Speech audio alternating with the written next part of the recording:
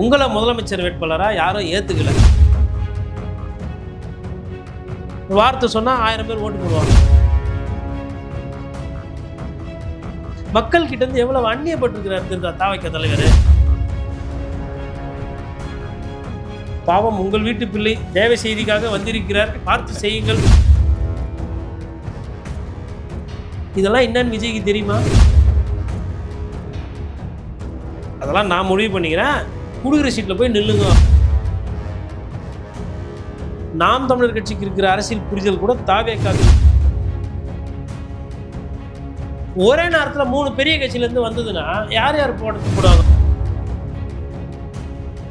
தேர்தல் முடிகிறவரெல்லாம் தாவேக்கா சீன்ல இருந்தே இருக்காது. இனி போக போக அவங்களுக்கு சிக்கல்கள் ஜாஸ்தி. தேதியை அறிவிக்கிட்டோம், அதுக்கப்புறம் எங்கள் அண்ணனோட பிரச்சாரத்தை பாருங்க. அண்ணன் இன்னும் வெளியிலேயே வரல. அரசியல் படிப்போம், பேசுவோம், விவாதிப்போம். தமிழக தேர்தல் களத்தின் பல்வேறு கோணங்களை விரிவாக அலசுவோம். நம்ம சேனலுக்கு வரும் புதிய பார்வையாளர்கள் மறக்காம நம்ம சேனலை சப்ஸ்கிரைப் பண்ணி இணைந்திருங்கள்.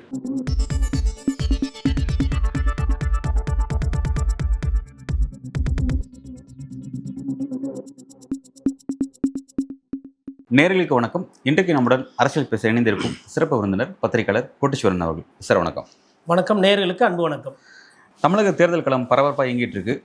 ஒரு பக்கம் திமுக கூட்டணி, இன்னொரு பக்கம் அதிமுக கூட்டணி. 2 பேருமே மாற்றி எலெக்ஷன் ஒர்க் ஃபாஸ்ட்டாக பண்ண ஆரம்பிச்சிட்டாங்க. தொகுதி பங்கீடு, எந்தெந்த தொகுதி யார் யாருக்கு அப்படிங்கிற டிஸ்கஷன்ஸு, அப்புறம் இந்த மாதிரி ரொம்ப ஃபாஸ்ட்டாக எலெக்ஷன் மேனிஃபெஸ்டோ வெளியிடுது. அதிமுகலாம் ரொம்ப சுவாரஸ்யமான மேனிஃபெஸ்டோலாம் வெளியிட்டு மக்கள்கிட்ட ரொம்ப நெருக்கம் காட்டி போகிறாங்க, பிரச்சாரத்தெல்லாம் ஆரம்பிச்சிட்டாங்க.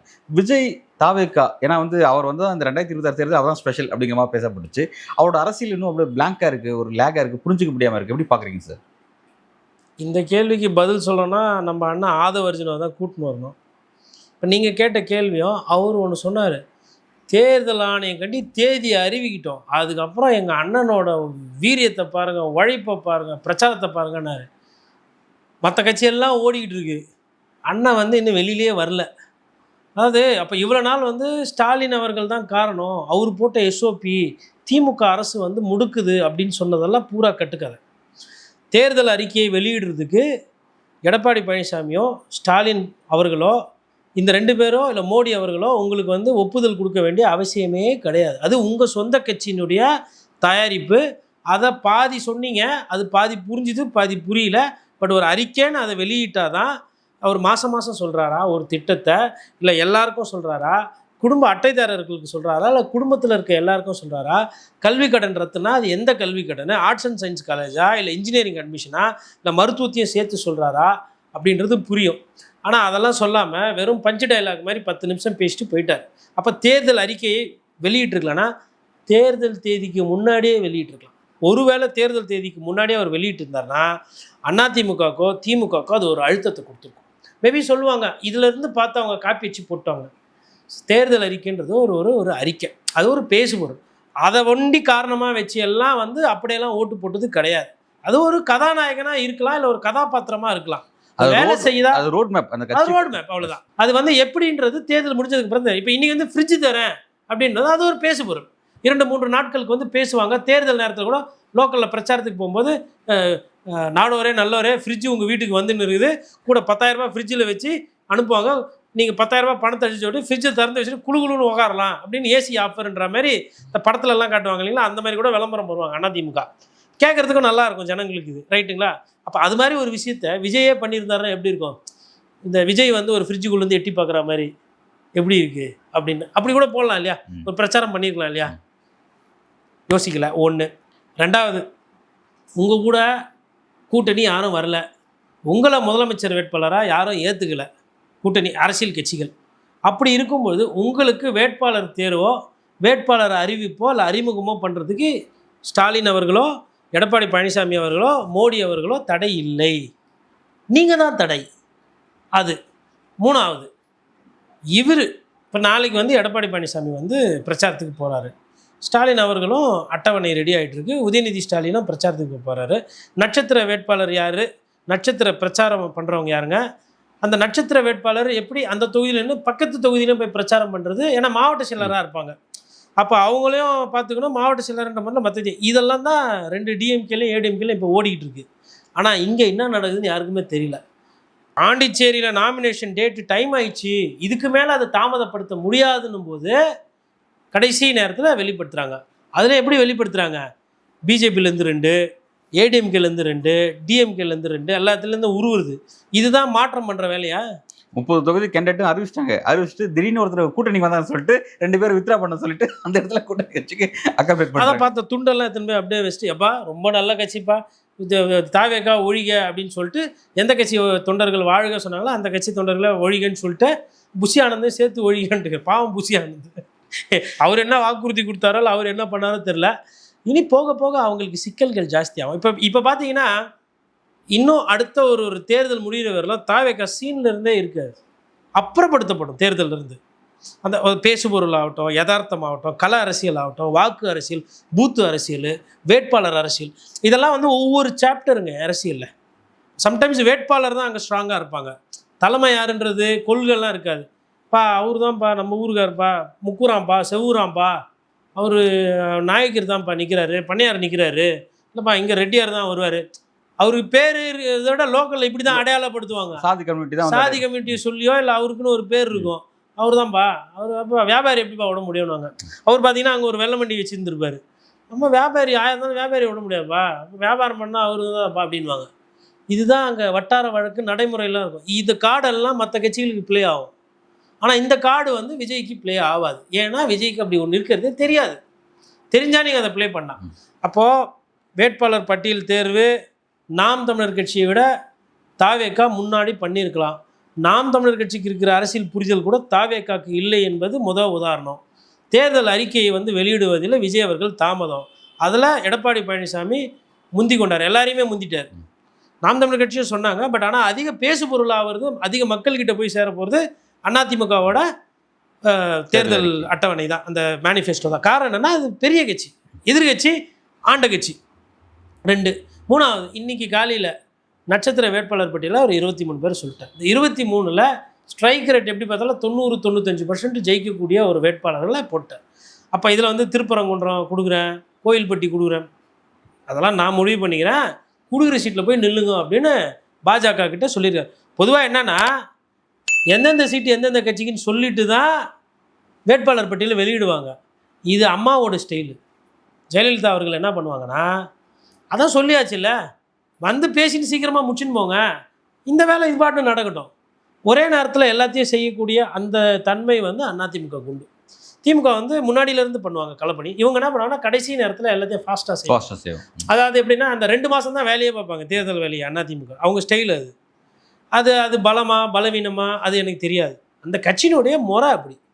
இதே திமுக பார்த்தீங்கன்னா அடிக்கடி அரசியல் செய்வாங்க, ஒரு கூட்டம் போடுவாங்க, கண்டினியூட்டி இருக்கும். இவங்களுக்கு கண்டினியூட்டி இருக்காது. ஓகே, இதனுடைய தன்மை எப்படி, அதனுடைய தன்மை இந்த விஜயோட பாலிடிக்ஸ் நம்ம வந்து விஜய் இது வந்து எதுவுமே கிடையாது, கண்டினியூட்டியும் இல்லை, ஃபாஸ்ட்டாக செய்கிறதும் இல்லை. விஜயை பொறுத்தவரையில் என்ன பிரச்சனைனா, அவர் வந்து இப்போது தொகுதிக்கு பிரச்சாரம் பண்ணுறதுக்கே நேரம் கிடையாதுங்க. இப்போ நம்ம இந்த பேசுகிற நேரத்துலேருந்து பார்த்தீங்கன்னா கிட்டத்தட்ட 25 தேதி வந்துட்டோம். இந்த 5 நாள், அதுக்கப்புறமா ஒரு 23 நாள், அவ்வளோதான் கையில் இருக்குது. ஒரு மாதம் கிடையாது. இப்போது நூல் பிடிச்சி பார்த்த மாதிரினா ஏதோ 27லேருந்து அவர் ஆரம்பிக்கிற மாதிரி சொன்னாங்க. 27லேருந்து ஆரம்பித்தார்னா அவர் ஒரு 25 நாளுங்க கையில் இருக்கிறது.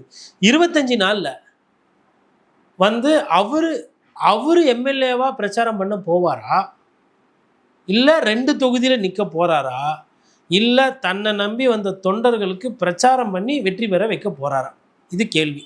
சரி, இப்போ யதார்த்தத்துக்கு வரும். 214 தொகுதியில் அவர் போய் பிரச்சாரம் பண்ணனா, ஒரு தொகுதிக்கு காலையில் சூப்பர் மேனாகவும் மதியம் ஹீமேனாகவும் ஈவினிங்கில் ஸ்பைடர் மேனாகவும் மாறணும் விஜய். 3 சொக்கா டிஃப்ரெண்ட்டாக போட்டு ஒரு நாளைக்கு வந்து அவர் வந்து ஒரு 15 தொகுதி கவர் பண்ணுறாருன்னு வச்சுக்கோங்களேன். 20 நாளில் வந்து அவரால் வந்து ஓரளவுக்கு கிட்டத்தட்ட முடிக்க முடியும். ஒரு 15 தொகுதினா 150 தொகுதி போயிடும். மிச்சம் வந்து ஒரு 70-80 தொகுதி அப்படின்னா ஒரு 15 நாளில் அவரால் அதை முடிக்க முடியும். மிச்சம் 10 நாள் அவர் தொகுதியாக அவர் சுற்றி வர முடியும். ஏன்னா சொந்தம் அட்லீஸ்ட் அவர் தொகுதியிலனா தெருவாக போனோம். நான் விஜய் அதனால் பெரம்பூருக்கு வந்து பெரம்பூர் மார்க்கெட்லேருந்து பேசிட்டு போயிடுவேன், நான் விஜய் அதனால் பெரம்பூரில் பேப்பர் மில்ஸ் ரோட்லேருந்து பேசிட்டு போயிடுவேன், நான் விஜய் அதனால் பெரம்பூரில் அவர் வெள்ளைய மார்க்கெட்டாண்டேருந்து பேசிட்டு போயிடுவேன், நான் விஜய் அதனால் திருவிகா நகர் பஸ் ஸ்டாண்டுக்கு முன்னாடி நின்று பேசிட்டு போயிடுவேன், அப்படிலாம் போக முடியாது. அந்த இடத்துல மொத்தம் 6 வார்டு இருக்கும். 6 வார்டில் எப்படி பார்த்தாலும் அட்லீஸ்ட் சின்ன தொகுதி போக முடிய வேண்டியதில்லை. ஏன்னா அவர் நட்சத்திர பேச்சாளர். அதாவது ஓட்டு கேட்டே வரமாட்டார் அவர். அதுதான் யதார்த்தம். இப்போ நீங்கள் கேட்பீங்க, ஸ்டாலின் இதே மாதிரி தெருவா போயிருக்காரா? எடப்பாடி பழனிசாமி இதே மாதிரி தெருவா போயிருக்காங்க. துர்கா ஸ்டாலின் அவர்கள் கொளத்தூரில் வீடு வீடாக போய் தன்னோட கணவனுக்கு ஓட்டு கேட்டுருக்காங்க. குடும்ப அரசியல் விமர்சனம் பண்ணுறோம், அதே நேரத்தில் அந்த குடும்பமும் உழைச்சிருக்குல்ல, அதையும் யதார்த்தம் தானே. அவங்க போயிட்டு முதல்வராக வேலை நிறைய இருக்குது, எதிர்க்கட்சி தலைவராக இருக்கார், அவர் வந்து எல்லாருக்கிட்டையும் கேட்கணுன்னு, அதனால் நான் வந்தேன், போய் கேட்டாங்களா இல்லையா? உங்களுக்கு நீ யார் சார் இருக்கிறாங்க போய் அப்படி கேட்குறதுக்கு? குறைந்தபட்சம் அன்னி சங்கீதா கூட இருந்தாலும் விஜய் அண்ணாக்கு வேண்டி அவங்க போவாங்க 4 இடம். இவருக்கு மேபி சார் சம்டைம்ஸு இப்போ நான் ஓரளவுக்கு பேசுகிறேன், ஓரளவுக்கு இருக்குன்னா வீட்டினுடைய அந்த பங்களிப்பு இல்லாமல் பண்ண முடியாது. மனைவி என்பவங்க வந்து கூட இருக்கணும். ஒரு நல்லது கெட்டது சம்டைம்ஸ் பிஹைண்ட் த சீனில் இருப்பாங்க, ஃப்ரண்ட்டில் வராமல் இருக்கிறது அரசியல்வாதிக்கு நல்லது. அட்லீஸ்ட் இந்த மாதிரி பொது வழி இதில் அவங்க வந்து ஒரு 4 இடத்துல போய் பிரச்சாரம் பண்ணுவாங்க இல்லையா? அவங்க வந்து இது மாதிரி அவருக்கு முடியல, ஒரு தொண்டை கல்யாணத்துக்கு போகிறாங்க, சங்கீதா போய் தலைவரால் வர முடியல, தலைவர் வந்து இந்த கவரை உங்ககிட்ட மொய்யை கொடுக்க சொன்னார், அப்புறம் தலைவர் வந்து பசங்களெல்லாம் கேட்டதாக சொன்னார், ஒரு ஃபங்க்ஷனுக்கு போகிறாங்க, அது ஒரு பேசு பொருள். எல்லாத்தையுமே சொதப்பி கூட யாருமே வச்சிக்காமல், அப்பா அம்மா கூட வச்சிக்காமல் ஒரு தனியாக ஒரு வாழ்க்கையை வாழ்ந்துக்கிட்டு, தேர்தல் வேலையை ஸ்லோவாக பண்ணிக்கிட்டு, தேர்தல் விஷயமாக ஒரு ஆக்கப்பூர்வமான ஒரு முடிவு எடுக்காமல், அதிமுக வேட்பாளர் பட்டியல் இன்னும் 2 நாளில் இன்னொன்று வரப்போகுது, அதுக்கப்புறமா நீங்கள் அறிவிச்சு, நாம் தமிழர் கட்சி அறிவித்ததுக்கப்புறமா நீங்கள் அறிவிச்சு, செய்தித்தாள்லையாச்சும் உங்களுக்கு செய்தி கிடைக்குமா? இப்போ முன்னாடி அறிவிச்சிருந்தாங்கன்னு வச்சுக்கோங்களேன், ஒரு உதாரணம் சொல்கிறேன், மாலை மலர், தினமலர், தினமணி, தினகரன், தினமலர்லாம் என்ன பண்ணுவாங்கன்னா, முக்கியமான வேட்பாளர்கள் புகைப்படம் போட்டு போடுவாங்க. ஒரே நேரத்தில் 3 பெரிய கட்சியிலேருந்து வந்ததுன்னா யார் யார் படத்தை போடுவாங்க? திமுக அதிமுக படத்தை போடுவாங்களா, இல்லை தாவேக தலைவர்கள் படத்தை போடுவாங்களா? விஜய் படம் ஒண்டி தான் போடுவாங்க. ஆதவர்ஜுனாக்கே இடம் இருக்காது. அவரே அப்போ வந்து காசு கொடுத்து, சரி செய்தியாக போனாலும் பரவாயில்ல, விளம்பரமாக போடுங்க, நான் காசு தரேன் தான் கொடுத்து போடணும். இப்போ இதெல்லாம் யோசிக்கணும்ல ஒரு தலைமையில் இருக்கவங்களுக்கு. ஏன்னா அப்போ பேப்பரில் பார்ப்பாப்பா, பேப்பரில் வந்து அவர் தானே அது அந்த ரவின்னு, ஆமாப்பா இவர் தான்ப்பா நம்ம அம்பத்தூரில் வேட்பாளர், விஜய் கட்சியில் நிற்கிறாப்பலப்பா, 4 பேர் பேசுவாங்க. ஒரு செய்தி சேனலில் போவோம், ஒரு யூடியூப்பில் 4 பேர் முன்னாடியே போயிட்டு, சார் அம்பத்தூரில் விஜய் வந்து உங்களை அறிவிச்சிருக்கார் வேட்பாளராக, மக்களுக்கு என்ன செய்வீங்கன்னு ஒரு பேட்டி எடுப்பாங்க. அது ஒரு 10,000 பேர் பார்ப்பாங்க. எல்லாத்தையும் முடிச்சு விட்டிங்களா? இதுதான் சொல்கிறது, அனுபவம் வேணும், பயிற்சி வேணும். இது தெரியாதவர்கிட்ட ஒன்றும் பண்ண முடியாது. இல்லை, ரொம்ப ரேடிக்கலாக ஒரு அரசியல் செஞ்சுட்டு இருந்தார். திமுக எதிர்த்து தான் தான் மாற்று, டிஎம்கே வர்சஸ் டிவிகே அப்படின்னு தான் அரசியல் செஞ்சுட்டு இருந்தார். லாஸ்ட்டாக வந்து தஞ்சை கூட்டத்தில் முடிச்சார் அப்படின்னு பார்த்தோம். இப்போ அந்த வேகம், அவர் பேசின வேகம், அந்த மேடையில் அவர் பேசுகிற அந்த வேகம் அப்படிங்கிறது அடுத்த எலெக்ஷன் இப்போ தான் காட்டணும். ஆக்சுவலி இப்போ தான் அந்த வேகமே தேவை. 2வது நமக்கு முன்னாடி புதுச்சேரி எலெக்ஷன், இப்போ அங்கே வந்து நீங்கள் பிரச்சாரத்தை ஆரம்பிச்சிருக்கணும். நேரத்துக்கு நீங்கள் 30 தொகுதி கேண்டிடேட் போட்டிங்க, அங்கேயும் பிரச்சாரத்துக்கு ஒரு ஃபீல்டுக்கு வரல, இங்கேயும் வராருன்னு சொல்லப்பட்டுச்சு, பெரம்பூர் ஆரம்பிக்கிறான்னு சொல்லப்பட்டுச்சு, அதுவும் நடக்காமல் இருக்குது. இந்த அளவுக்கு ஒரு முடங்கி இருக்கிறதுக்கான காரணம் என்ன? என்ன ஒரு சார், அவர் வந்து உழைப்பதற்கோ இல்லை மக்களை சந்திப்பதற்கோ அவர் தயாராக இல்லை. அவர் உழைக்கிறதுனா சினிமா துறையில் அவர் உழைப்பாளி, அதில் மாற்றுக்கிறதுக்கு. ஒருத்தர் உழைக்காமலாம் இவ்வளோ பெரிய ஆளாக வந்திருக்க முடியாது. நான் வந்து அபாண்டமாக பேசுவேன். விஜய் அவர்கள் வந்து நல்லா டான்ஸ் ஆட தெரியாது, அவர் நல்லா நடிக்க மாட்டார், அவருக்கு ஃபைட்டு வராது, அவருக்கு டயலாக் டெலிவரி இல்லைன்னா நான் தப்பு. ஏன்னா தமிழக மக்கள் ஒருத்தரை உச்சக்கட்ட நடிகராக ஏற்றிருக்கிறது உண்மை, அவர் படம் ஓடுறது ஓரளவுக்கு உண்மை. அப்படின்னும்போது அப்போ மக்கள் கவர்ச்சி பண்ணுற மாதிரி, மக்கள் விரும்புகிற மாதிரி இதே ஒரு உழைப்பை அவர் அங்கே செலுத்தியிருக்கார். அந்த துறையில் ரைட்டு. ஆனால் அரசியல் ரீதியாக பார்க்கும்போது அவர் ஒரு கத்துக்குட்டி. உழைப்பு என்ன தெரியல, வேர்வையை சிந்தனங்க. இந்த நேரத்தில் வந்துட்டு எனக்கு தெரிஞ்சு ஒரு சில அரசியல் தலைவர்லாம் 3 சட்டை 4 சட்டை மாற்றுவாங்க. எவ்ரி 3 ஹவர்ஸ்க்கு ஒரு வாட்டி. காலையில் ஒரு சட்டையை போட்டுவிட்டு வாக்கிங் கீக்கிங் போயிட்டு வந்துட்டு குளிச்சுட்டு வந்து ஒரு சட்டையை மாற்றுவாங்க, மதியம் ஒரு சட்டையை மாற்றுவாங்க, தொப்பக்கட்டே நனைஞ்சிருவாங்க வேர்வையில். அதாவது உங்களுக்கே சம்டைம்ஸ் பார்க்கும்போது பரிதாபமாக இருக்கும். ஏன்னா 4.25 வருஷம் இல்லை 5 வருஷமாக வெள்ளையும் சொல்லியமாக பார்க்காத மாதிரி, காட்சி தராத மாதிரி, எம்எல்ஏவா எப்போ பார்த்ததுப்பா உன்னை ஊருன்னா அப்போ பார்த்தது, நல்லா இருக்கியா அப்படின்ற மாதிரிலாம் நிகழ்ச்சி நடக்கும். ஆனால் இந்த 30 நாள் பார்த்தீங்கன்னா தூக்கம் இருக்காது, நிம்மதி இருக்காது, ஒரு பதட்டம் இருக்கும். எல்லாரும் போகிறதுல நெத்தியில் குங்குமம் வச்சு புண்ணாகி போயிருக்கும். அப்புறமா வந்து என்ன பண்ணுவாங்கன்னா, தலை மேலே பூ ஊழுதா இல்லை வேறு எதுனா ஊதானே தெரியாது. நீங்கள் அப்படியே இப்படி ஆகிடுவாங்க ஒரு மாதிரி. அதில் நிறைய பேர் சுகர்லாம் வேறு இருக்கும், டிஃபன் சாப்பிட முடியாது. தலைக்கு மேலே ப்ரெஷர் இருக்கும், தலைமையிட்ட ஒரு ப்ரெஷர் இருக்கும். வெற்றி பெறாட்டி உன் பதவி கேள்விக்குறி அப்படின்ற மாதிரி நிறைய ப்ரெஷர்.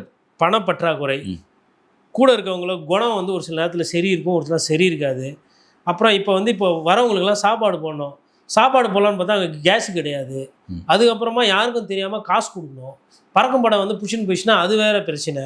அதுக்கப்புறமா எதிரில் யார் வேட்பாளர் நிற்கிறாங்க அவங்க என்ன பண்ணுறாங்கன்னு தெரியாது. பத்திரிகைக்காரன் சும்மா இல்லாமல் அவன் வேறு போய் நம்மளுக்கு போய் வம்பிழுப்பாங்க. எதனா தப்பான நியூஸ், அதாவது அவங்களுக்கு தப்பா மக்களுக்கு தேவையான செய்தியாக இருக்கும், அவங்க தோக்குற மாதிரி இருக்குதுன்னா அதை பார்த்து பதட்டம். அதுக்கப்புறமா வந்து கூட்டணி கட்சியில் யாருன்னா ஒருத்தர் உள்ளடி வேலை பார்த்துட்டு இருப்பாங்க. அப்புறம் போகிற பணம் கரெக்டாக போதா அது போகலையா சேரலையா தெரியாது. நைட்டு எங்கன்னா கட்சிக்காரங்க போய் குடிச்சு கலடா பண்ணிட்டா அது போலீஸ்லேருந்து ஃபோன் வரும். காலையில் அவங்களுக்கு கூட்டின்னு வந்து உள்ளே விட்டால் தான் மறுநாள் பிரச்சாரம் பார்க்க முடியும். எவ்வளோ பஞ்சாயத்து இருக்குது. நான் சொல்கிறது ஒரு வேட்பாளரோட அன்றாட பிரச்சனை. இது இல்லாமல் வந்து வண்டியை ரெடி பண்ணியிருக்கணும்.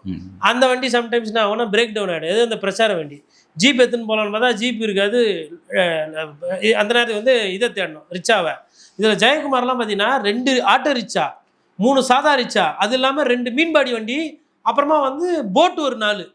ஏன்னா காசிமேடில் எப்படின்னா காசிமா நகர்லேருந்து இங்கே போகும்போது ரிச்சாவில் போவாப்புல. அது உள்ளே போயிட்டு அந்த மெயின் ரோடு அந்த இடம்லாம் வரும்போது காசிமேடு மெயின் ரோடு அங்கெல்லாம் பார்க்கும்போது ராயபுரம் கல்மண்டபம் அந்த சைடெல்லாம் போகும்போது ஆட்டோ, மெயின் ரோட்டில் போகும்போது ஜீப்பு, கடற்கரை உள்ளே போயிட்டு இந்த விம்கோ பக்கத்தில் அதுக்கு உள்ளே கொஞ்சம் இடம் வரும் அந்த அதில் தாண்டி கடலோரத்தில் அங்கெல்லாம் பார்த்தீங்கன்னா போட்டிலே கரையோரத்துலேயே அப்படியே டாடா காட்டுன்னு போவாங்க. ஓகே, இப்போ ஒரு அரசியல்வாதி பிரச்சாரம் பண்ணுறதுக்கு 5 விதமான வண்டி தேவைப்படுது. திடீர்னு தலைமை கழகத்தில் கூப்பிட்றாங்கன்னும் போது அந்த இனோவா அந்த வேகமாக போகிற வண்டி ரெடியாக இருக்கணும். எவ்வளோ விஷயம் இருக்குங்க ஒருத்தர் போகிறதுல வர்றதில்ல. அப்புறம் 12 to 1 மணி ஒருத்தரை சந்திக்கிறேன், ஒரு இடத்துக்கு பாயிண்ட்டுக்கு போகிறேன்னு சொல்லியிருப்பீங்க. 1 மணி நேரம் டிலே. அங்கே வந்து 1 மணி ஆனோன்னா லஞ்ச் டைம், பாதி பேர் சாப்பிட போயிடுவாங்க. அவங்க போகிறவங்ககிட்ட போய் அங்கே போய் கெஞ்சிடும், அண்ணா வந்துடுறாருண்ணே முன்னாடி பாயிண்ட்டில் டிலே ஆகிப்போச்சு, ஒரு அரை மணி நேரம்னா கெஞ்சி அவங்கள 1 மணி நேரம் 1.5 மணி நேரம் ஹோல்டு பண்ணோம். நின்ன உடனே மன்னிச்சிருங்க கொஞ்சம் இது டைம் ஆகிப்போச்சு அதாகிப்போச்சுன்னா. அப்புறம் 4:30 மணிக்கு ஒரு கோயிலாண்ட வரேன்னு சொல்லியிருப்பார். நான் குருக்கள்கிட்ட போய் அப்படியே ஆசீர்வாதம் கோயிலில் இருக்கிறவங்களும் அப்படியே ஒரு வணக்கம் போட்டு போகலாம். அப்போ பார்த்தா கோயில் பூசாரி சாவி எடுத்துன்னு வராமல் வந்திருப்பாரு. இதெல்லாம் நடந்துருக்குது, நான் பார்த்துருக்கிற பத்திரிகை. அப்போ வந்து எம்எல்ஏ வந்து நிற்கிறாரு, சாவி கூட நீ எல்லாம் பூசாரி அப்படின்னு கூட இருக்கவங்க கோவப்படுவான். கோவப்படாமல் சாந்தப்படுத்தி அப்படியே அந்த கற்பூரம் காட்டும்போது அப்படியே அம்மா நல்லபடியாக ஜெயிக்கணும்மா, இதெல்லாம் ஒரு நடைமுறை. ஓகே, அதை முடிச்சோடனே 5 மணிக்கு பள்ளி அண்ணா ஆசானம் ஒலிக்குதுண்ணே எங்கடா பக்கத்தில் மசூதி எங்கடா அப்படின்னு திப்பு மசூதி ஆண்ட போனோம். அந்த நேரத்தில் தொப்பி இருக்காது. இப்போ யாருன்னா ஒரு குள்ள அப்போ போட்டு அப்படியே பாய் மன்னிச்சுங்க பாய் மறந்துடாதீங்க பாய் லேட்டாக வந்தேன்னு, இல்லை இன்ஷால்லாம் நல்லா நீங்கள் ஜெயிப்பீங்க அப்படி அந்த வார்த்தையை வாங்கணும். அதுக்கப்புறம் சரி இவங்கள பார்த்துட்டோம், சர்ச்சு ஃபாதரை பார்க்காம போயிட்டா அது என்ன ஆகிடும். அதனால சரி சண்டே காலையில் போனால் நான் கூட்டம் இருக்கேண்ணா, சண்டே ஹோலி மாஸ் முடிச்சுட்டு கரெக்டாக 10 மணிக்கு வெளில வருவாங்க. அப்படியே போய் நின்றுனா பாவம் உங்கள் வீட்டு பிள்ளை தேவ செய்திக்காக வந்திருக்கிறார் பார்த்து செய்யுங்கள் அப்படின்னு திருச்சபை உங்களை வாழ்த்துக்கிறது அப்படின்னு அவர் வாயில் ஒரு 4 வார்த்தை வாங்கணும். இதெல்லாம் என்னன்னு விஜய்க்கு தெரியுமா? விஜய் சார் இதெல்லாம் பண்ணுவாரா பெரம்பூரில்? அப்புறம் பார்த்தா அங்கே ஒரு மார்க்கெட் இருக்கும். அந்த மார்க்கெட்டில் ஒரு வயசான பீஸ் ஒருத்தர் இருப்பார், லுங்கிலாம் கட்டினேன் அப்படி கால் மேலே அப்படி கால் போட்டுனேன், டீ வந்து சிங்கிள் டீ சாப்பிட்டுன்னு கூட ஒரு 4 பேர் இருப்பாங்க. பார்த்தா ஒன்றும் தெரியாத மாதிரி இருப்பார். ஆனால் இப்படி பார்த்தாருன்னா 10 பேர் வருவான். ஒரு வார்த்தை சொன்னால் 1000 பேர் ஓட்டு போடுவான். அவரை போய் பார்க்கணும், அவரை போய் பார்த்து அவருக்கு சால்வை போடணும். அந்த மாதிரி சால்வையே மினிமம் ஒரு தொகுதிக்கு 1000 சால்வை போடுவாங்க. எவ்வளோ? 1000 சால்வை. கிராமங்களெல்லாம் பார்த்தீங்கன்னா அப்பத்தா வீட்டில் தான் இருக்காப்புல அப்படின்வாங்க. அது என்னன்னா அந்த அப்பத்தாக்கு கீழே வந்து ஒரு 30-40 பேரம்பேத்தி இருப்பாப்புல. ஓகே, அவங்களுக்கு என்னன்னா எங்கள் அப்பத்தா காலில் எம்எல்ஏ வந்து சாஷ்டாங்கமாக ஊந்தாரு, வீட்டுக்கு வந்து எம்எல்ஏ வந்து பாட்டிக்கிட்ட ஆசீர்வாதம் வாங்கினாரு. பாட்டி வந்து பார்த்துட்டு போனாப்புல நேற்று மாவட்டம். ஆனால் பாட்டி சொல்லிச்சு பாவமாகுதுப்பா எல்லாம் போட்டிருக்கோம் நாங்கள் அப்போ அவரு தான் போட போகிறோம். இதுதாங்க அரசியல். இது வேட்பாளர் அறிவித்ததுக்கப்புறம் நடக்கிறது, வேட்பாளரே அறிவிக்கலை. அப்போது எவ்வளோ பின்தங்கி இருக்காரு, அரசியல் தெரியாதவராக இருக்கார், மக்கள்கிட்டேருந்து எவ்வளோ அந்நியப்பட்டிருக்கிறார் தாவைக்க தலைவர். நான் யதார்த்தத்தை பேசினேன், என்ன நாட்டில் நடக்குது, என்ன நடந்தது, நான் என்ன ஒரு பத்திரிகையாரனாக பார்த்துருக்கிறேன்றதை பேசினேன். விஜய் சார் இதெல்லாம் பண்ணலை. அட்லீஸ்ட் தாவேக்கா தொண்டர்கள் இருப்பாங்கள்ல வேட்பாளர்கள் அந்தந்த தொகுதி, அட்லீஸ்ட் அவங்களாச்சும் இந்த வேலையெல்லாம் ஆரம்பித்து அவங்களே பாதுகாக்கணுன்றது ஒரு புரிதல். விஜய் அவர்களுடைய அரசியல் சரி பண்ணிக்கிறாரா? பெரிய விஷயத்த ஒரு அனுபவபூர்வமாக ஒரு அரசியல் களம்னா எப்படி இருக்கும், எலக்ட்ரல் பாலிடிக்ஸ் தேர்தல் அறிவிக்கப்பட்டதுக்கு அப்புறம் வந்து களம் எப்படி இருக்கும், தொகுதி எப்படி இருக்கும், தொகுதியினுடைய கேண்டிடேட்டுக்கு என்னென்ன ப்ரெஷர் இருக்குது அப்படிங்கிறதா வந்து உங்களுடைய அனுபவபூர்வமான பதிவில் நீங்கள் சொல்லியிருக்கீங்க. உண்மையிலே தாவேக்கா அவர்களும் குறிப்பாக விஜய் அவர்களும் இதை பார்த்து நிச்சயமாக தெரிஞ்சிருக்கும், அவங்களுக்கும் அதை நோக்கி நகரானலாம் தெரிய மாட்டேங்குது. உண்மையிலே வந்து அவருக்கு பாலிடிக்ஸில் அவர் நிறைய ஸ்பேஸ் இருக்குது. அவரை வச்சு தான் இந்த களம் வந்து கிட்டத்தட்ட ஒரு 6 மாசமா டிபேட் போயிட்டு இருக்கு. 6 மாசத்துக்கு மேலே டிபேட் போயிட்டு இருக்கு. அதெல்லாம் புரிஞ்சுக்கிட்டு அவரோட அரசியல் நகராரா அப்படிங்கிறத நம்ம வரும் நாட்களாம் சார் பொறுத்திருந்து பார்க்கணும். நாட்டில் நெருங்கிடுச்சு, நகராராங்கிறத வெயிட் பண்ணி பார்க்கலாம் சார். நன்றி. நன்றி.